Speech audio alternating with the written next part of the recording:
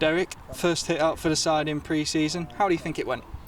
Yeah, I mean, obviously we got 22 players, 45 minutes tonight, and that was the main objective of the evening, was, to get them some game time, and they came through it well. They all, had that time on the pitch, and it was two different halves. The first half was probably the team, slogging it out, trying to break down the opposition. Probably could have scored a few more.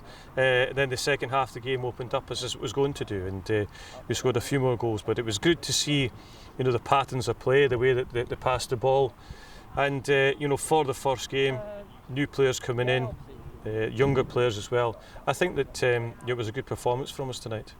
Sometimes you see structure lacking in pre-season, but keeping a clean sheet tonight, and the team looked quite cohesive for first hit out. Yeah, I mean, we always find in pre-season games it starts a bit slowly, and you get used to, back playing again, 11 against 11. We passed the ball probably in the first half a bit slowly, then it become quicker in the second half, as it was going to do.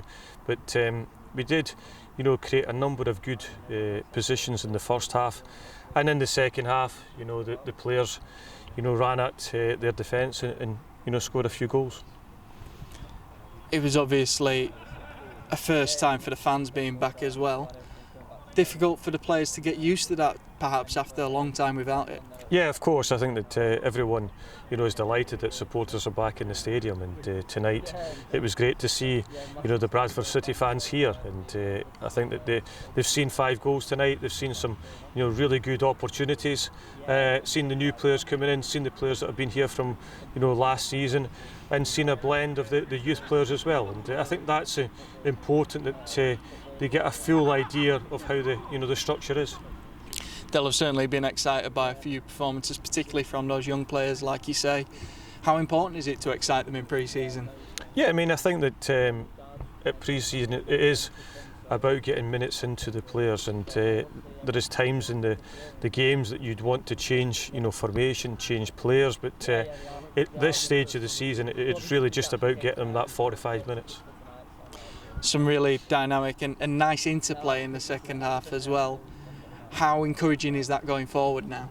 Yeah, of course. I think that they see with the blend we have in the team, and you'll see over the weeks that we'll change the personnel. They'll all float about, and some will come in, some will go out, and I think that that's when we'll get to the stage where we'll have the final pick of the team going into the Exeter game.